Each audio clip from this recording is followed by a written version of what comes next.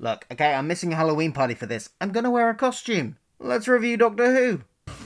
Okay, maybe I won't keep it on the whole time. Hi, I'm Phil. Welcome to my channel where I like to talk about all the geeky pop culture that I like, consume, and enjoy. Things like Red Dwarf, things like the MCU, and of course, Doctor Who. And it is time to review Doctor Who Flux. It is here, finally, and there are going to be spoilers in this, but just to give you my overall thoughts of it, I really enjoyed this episode. There was a lot to, I've literally just finished watching it, but maybe thinking over it later, there'll be a few little things, but honestly, I can't think of much negative about this episode.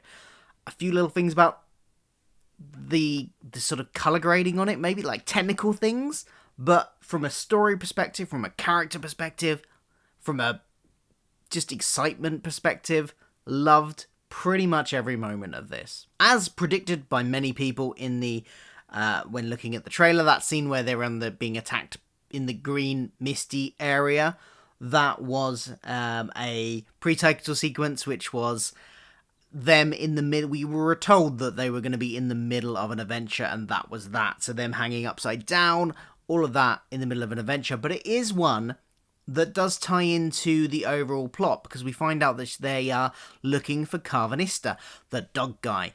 And why was the Doctor looking for him? Well, Yaz isn't entirely sure, and that's a thing that we'll come back to with Yaz later on, that the Doctor hasn't been telling her everything once again.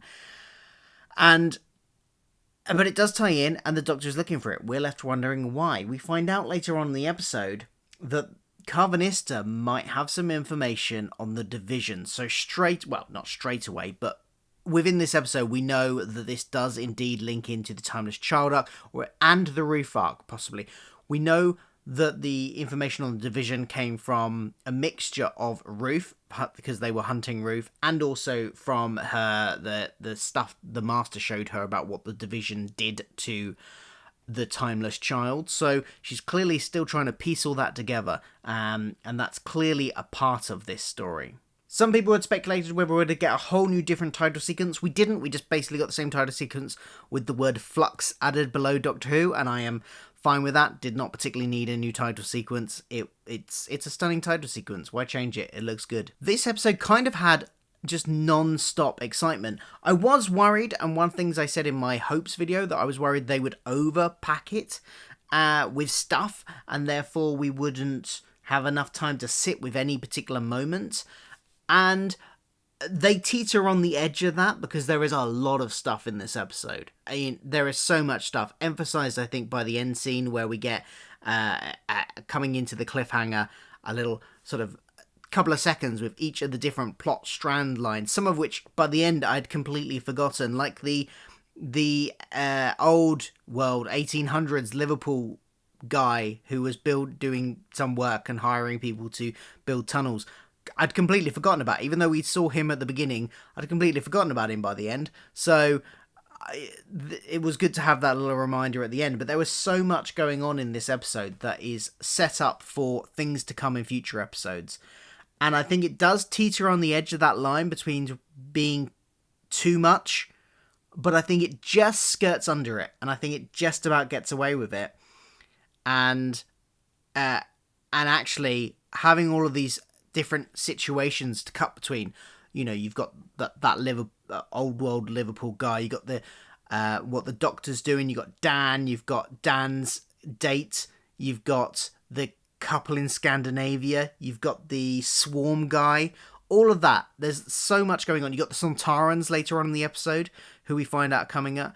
We got the Karvanista. There is a lot in this episode, and it could be too much. But I think it works, because it keeps the excitement up, and it keeps, the momentum going. This is a fast pace going from one bit to the next episode, and I think it works really well. Let's talk about some of the characters we met. So let's deal with our new companion, Dan. Dan, right from the off, is such just a lovely, likeable guy, isn't he? All of his interactions, he seems so cheerful, upbeat, despite the fact that he's clearly in a not great situation himself. we see him working at a food bank. He's clearly got so much to give because he's working at a food bank. He's doing, the way we're introduced to him is he's doing a tour of the Museum of Liverpool, and we think, oh, he's a tour guide. Then his potential, I've forgotten her name, but his potential date comes along and says, you can't keep doing this. You're not a tour guide here. You're going to get banned from the place.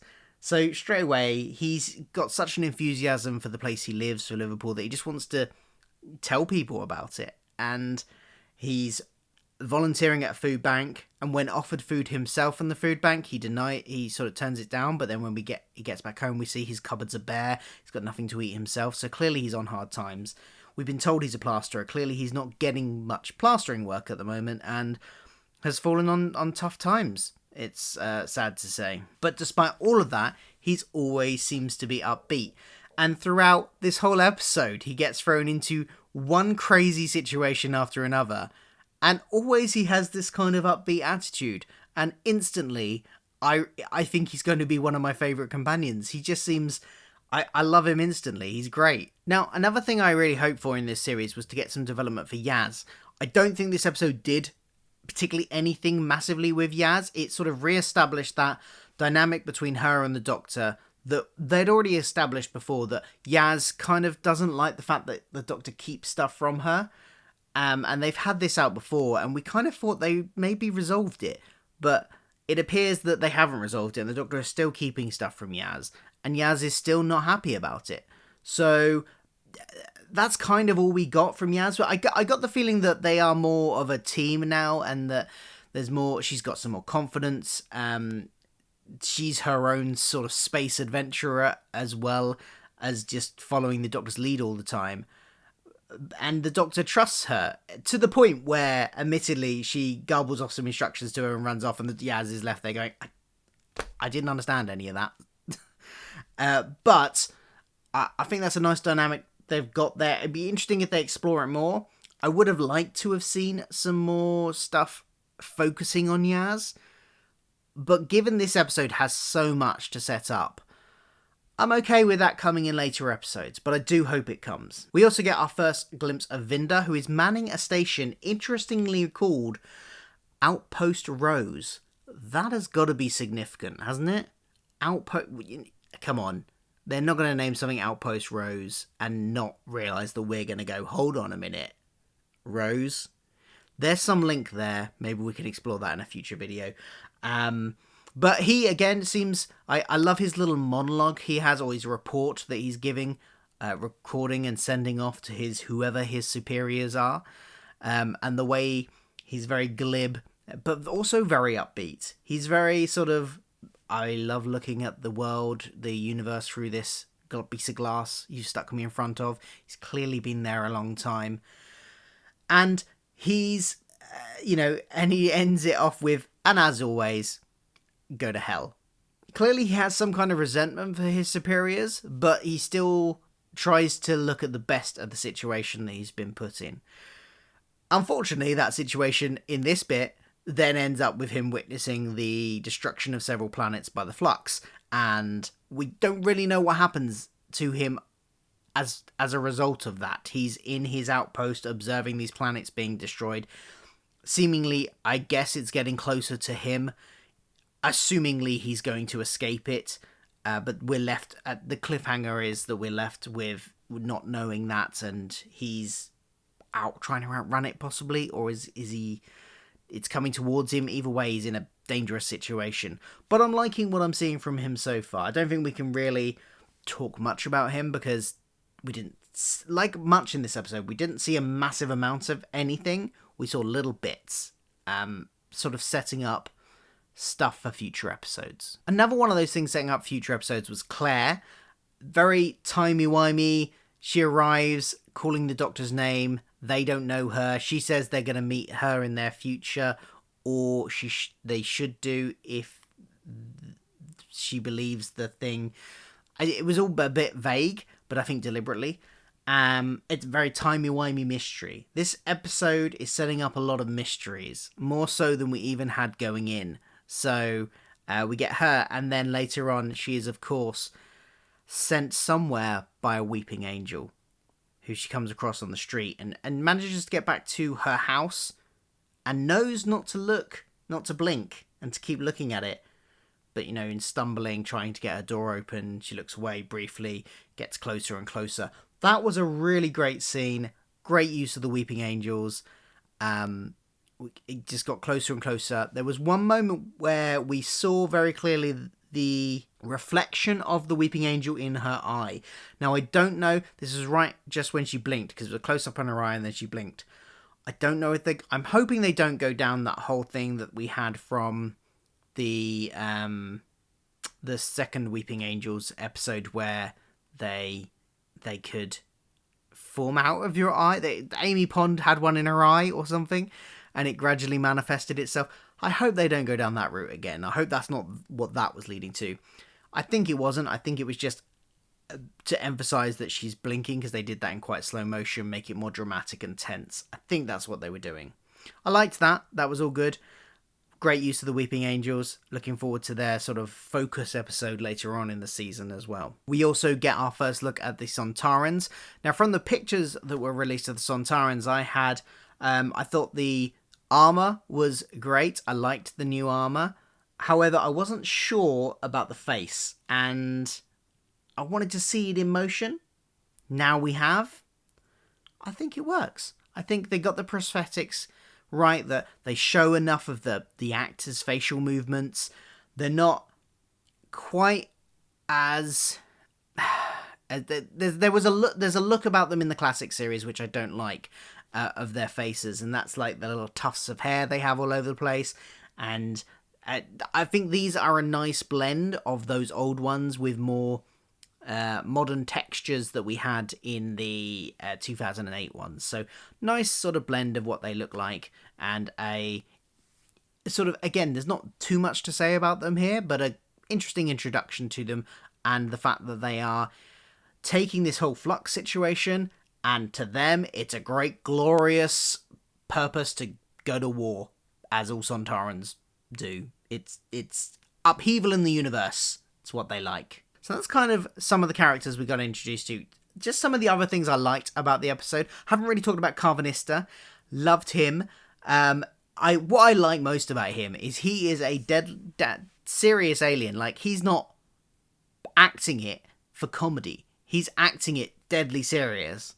But the contrast of that with the dog face makes it humorous in a way that doesn't feel out of place. It doesn't feel like, oh, we're meant to laugh here, but it's just kind of slightly quirky and weird, and I kind of love it. It works really well. And when we find out that actually he's not attacking Dan, he's not kidnapping him to put him into slavery or anything, he's actually rescuing him from the Flux, because all of their species, all of Karvanista's species, are pair bonded with a human. Every dog has a human that they are responsible for and have to save.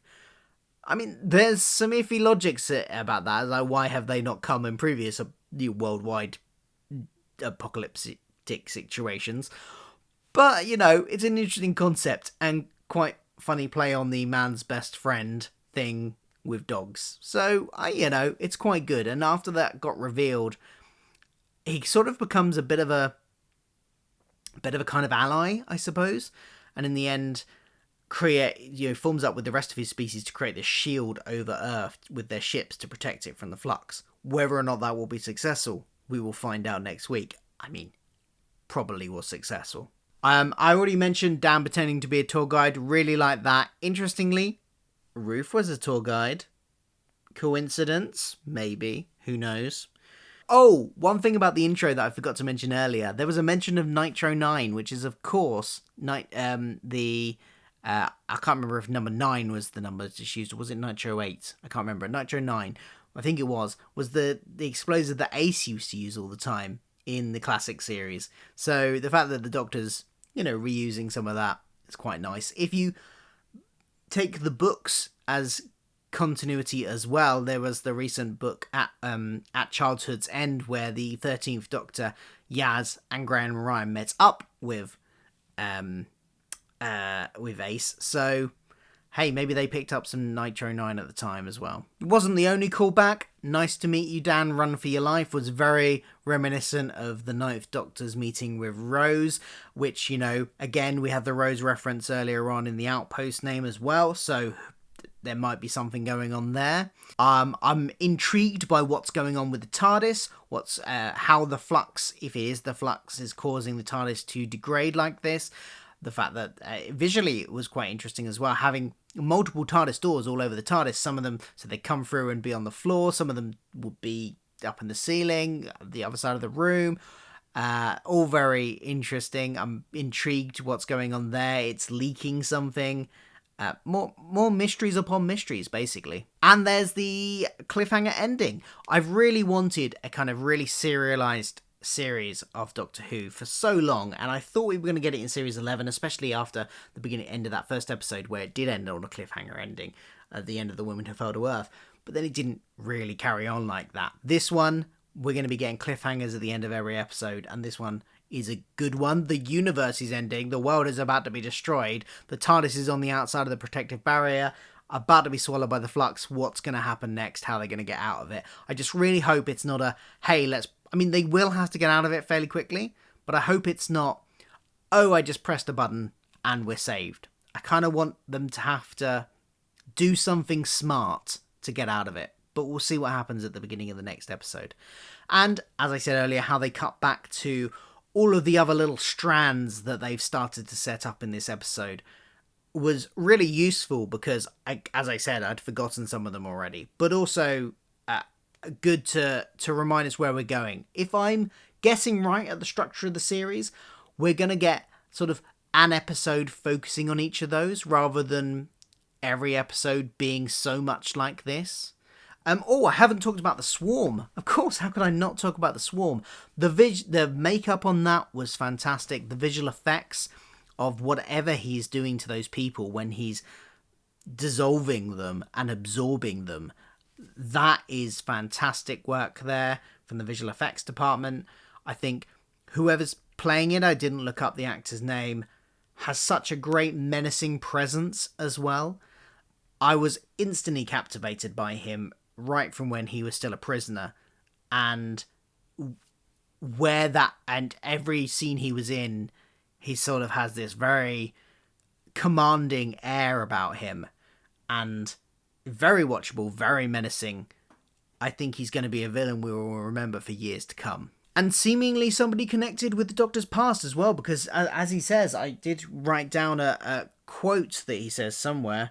I was so efficient that there's not a bit of you that remembers me. Where is this guy from? Clearly the Doctor's past. Something from when she was in the Division as Ruth, possibly. Somebody that she fought when she was in one of those incarnations. Maybe she's the one that captured and finally defeated to lock up the Swarm. Who knows? Looking forward to finding out. I love this episode. I thought it was exciting. It set up stuff, as I said, just the right amount of stuff. It didn't feel too overwhelming, too jam-packed with stuff. There was a lot in there, but I think they skirted the line quite well. What did you think? Did you like this episode? Let me know in the comments below what were your favourite bits of it. If you could pick one moment of it that was your favourite, what was it? And if you didn't like it, let me know why as well. I'd love to hear. Thanks for watching. I'll be back next week for another review. And I guess I'll see you then. Don't forget to like, share, subscribe, and all that jazz. Goodbye.